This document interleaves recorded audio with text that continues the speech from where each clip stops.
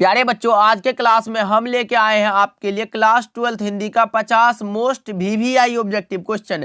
तो आज के क्लास को आप सभी ध्यान से देखिएगा और आज के क्लास में मैं जितना ऑब्जेक्टिव बताऊंगा उसको आप अच्छे से याद कर लीजिएगा। ओके, तो चलिए क्लास को स्टार्ट करते हैं और आप सभी हमारे साथ चैट सेक्शन में आंसर लगाते चलिएगा और लास्ट में बताइएगा कि इस 50 ऑब्जेक्टिव में आप कितना सही कर पाते हो। ओके, देखिए पहला नंबर सवाल आपके सामने, आप लगाते चलो सही सही आंसर। देखिए क्या कह रहा है, बातचीत शीर्षक निबंध के निबंधकार कौन है।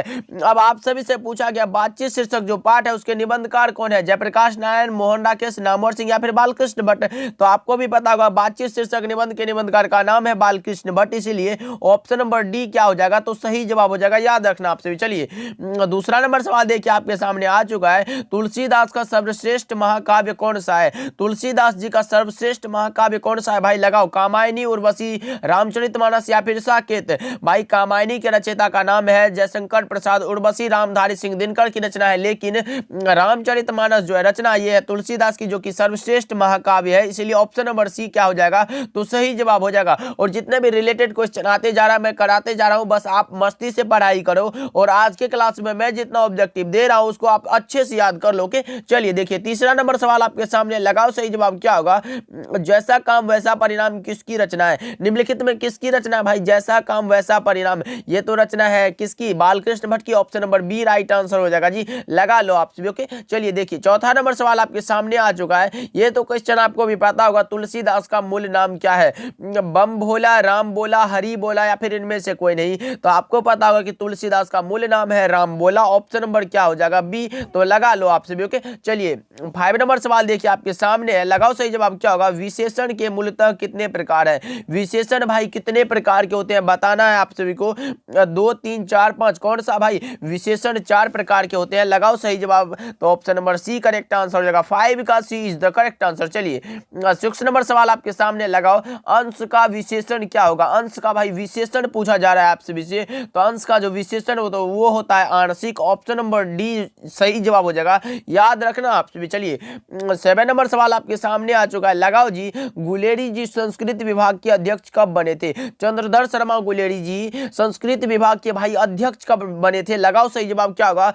जो कि उसने कहा था, कहानी के लेखक है चंद्रधर शर्मा गुलेरी, उसने कहा था कहानी 1915 में प्रकाशित हुआ था और गुलेरी जी 1916 में संस्कृत विभाग के अध्यक्ष बने थे, इसलिए ऑप्शन नंबर बी लगा लो जी, करेक्ट आंसर हो जाएगा। चलिए 8 नंबर सवाल देखिए आपके सामने आ चुका है, लगाओ सही जवाब क्या होगा।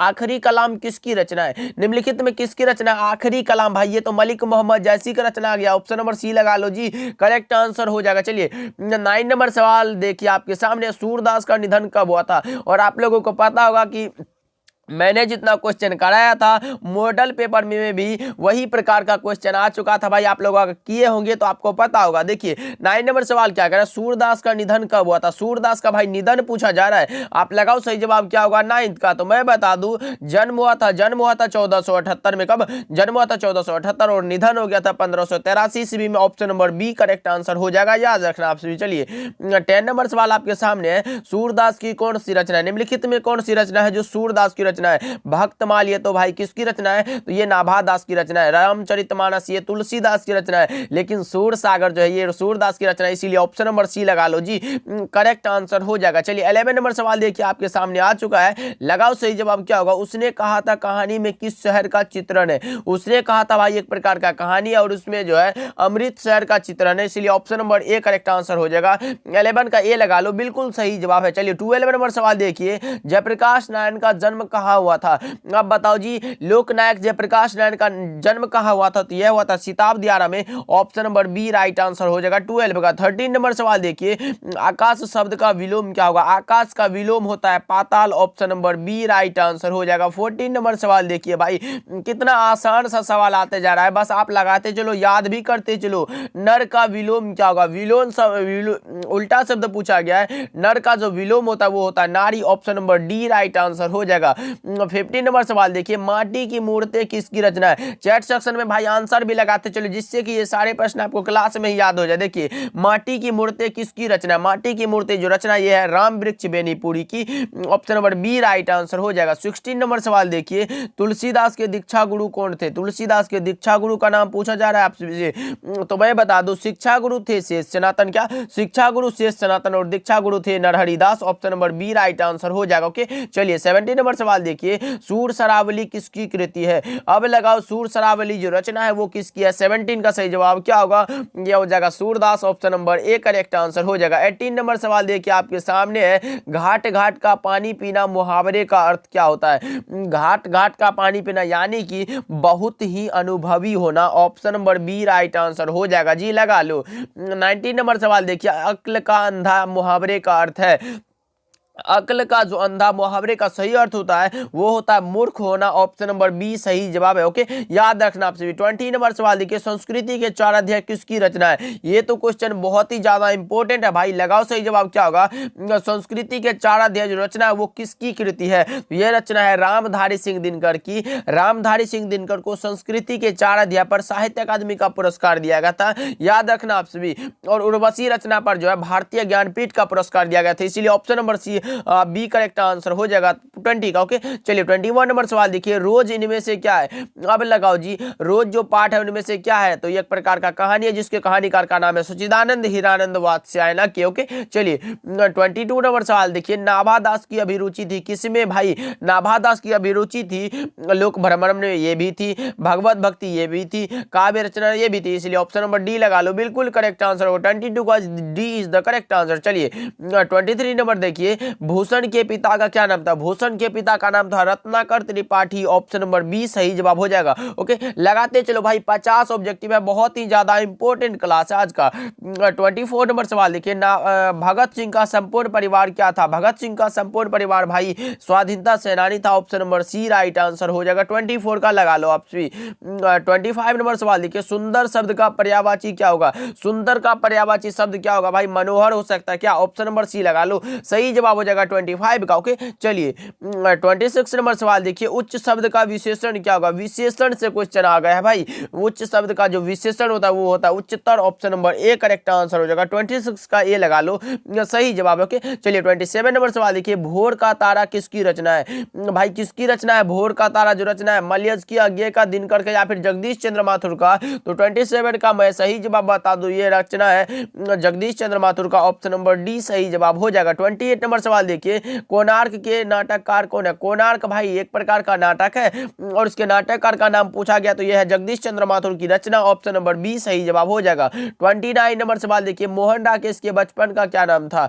बचपन का नाम था मदन मोहन गुगलानी, कौन सा, option number A correct answer हो जाएगा, याद रखना आप सभी। चलिए 30 नंबर सवाल देखिए आपके सामने आ चुका है, जानवर और जानवर किसकी रचना, ये भी मोहन राकेश की रचना। 30 का लगा लो, ऑप्शन नंबर बी सही जवाब हो जाएगा, जानवर और जानवर मोहन राकेश की ही रचना, याद रखना आप सभी। चलिए 31 नंबर सवाल देखिए, दलविहीन लोकतंत्र किसके मूल उद्देश्यों में है। दलविहीन मूल लोकतंत्र किसके मूल उद्देश्यों में है, तो यह है मार्क्सवाद एवं लेनिनवाद के मूल उद्देश्यों में, ऑप्शन नंबर बी सही जवाब हो जाएगा, याद रखना आप सभी। चलिए 32 नंबर सवाल देखिए आपके सामने आ चुका है, लगाओ सही जवाब क्या होगा।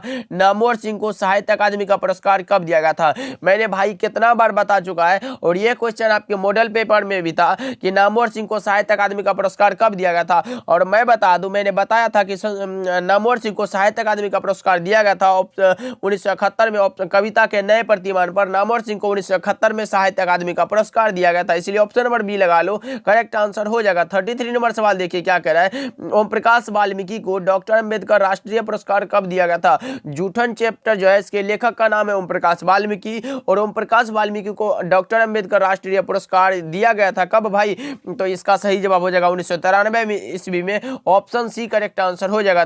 34 नंबर सवाल देखिए, जख्म पर धूल शीर्षक कविता किसकी रचना है। जख्म पर धूल जो रचना है वो भाई वो किसकी है, लगाओ सही जवाब क्या होगा, तो यह रचना है मलयज जी की, option number B right answer हो जाएगा। 35 नंबर सवाल आपके सामने आ चुका है। लगाओ सही जवाब क्या होगा, जिस संज्ञा से किसी एक वस्तु का बोध होता है। भाई मैंने भी बताया था कि जिस संज्ञा से विशेष व्यक्ति का बोध हो, आप व्यक्तिवाचक लगाना, इसीलिए इसका भी व्यक्तिवाचक हो जाएगा।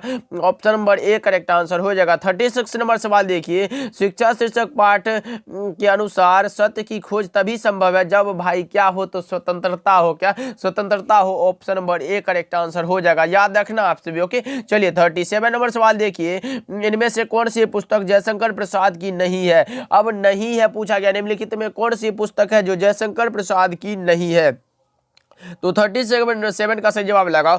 आंसू तो ये है भाई, लगा लो। इंद्रजाल भी है, ये भी है भाई। आंधी ये भी है, लेकिन ये शिवाजी का महत्व ये नहीं है, क्योंकि ये भूषण जी की रचना है। ऑप्शन नंबर डी लगा लो, करेक्ट आंसर हो जाएगा। 38 नंबर सवाल देखिए, कंकाल क्या है।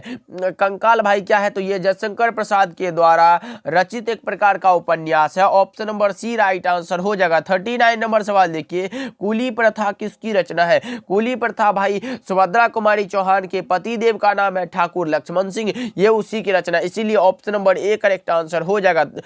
40 नंबर सवाल देखिए, रघुवीर साहब किस सदी के रचनाकार थे।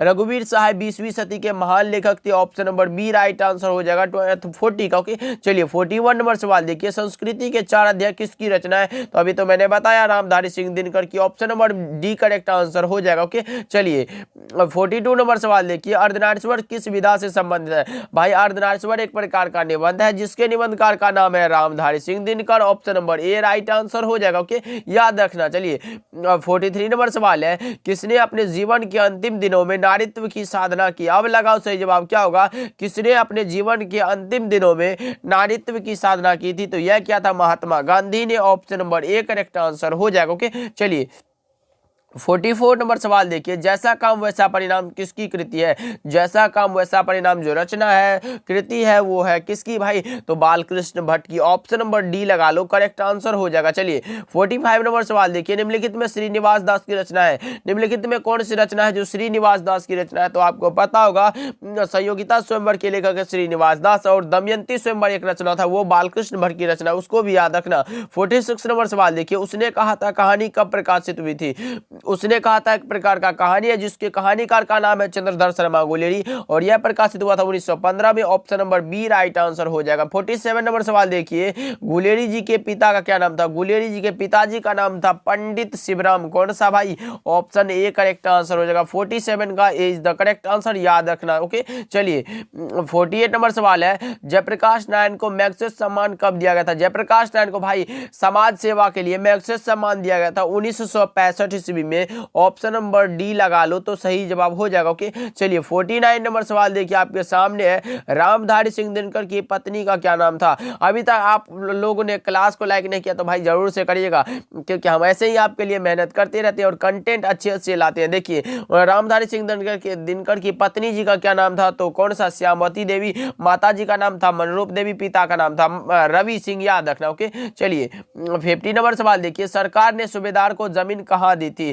सरकार ने भाई सूबेदार को जमीन दी थी कहां भाई, तो क्या लायलपुर में, ऑप्शन नंबर डी क्या हो जाएगा, तो सही जवाब हो जाएगा 50 का लगा लो डी, करेक्ट आंसर हो जाएगा। ओके चलिए देखिए आज का क्लास हुआ खत्म। उससे पहले अगर आप भाई चैनल पे नए हैं तो भाई सब्सक्राइब जरूर से करिएगा, और अपने दोस्तों के पास भी इस क्लास को भाई दबा के शेयर करना है, और अभी तक क्लास को लाइक नहीं किया तो जरूर से करिएगा। ओके मिलते हैं अगले इंपॉर्टेंट के साथ, तब तक के लिए आप अपना ध्यान रखिएगा और खूब मेहनत करिएगा। ओके मिलते हैं।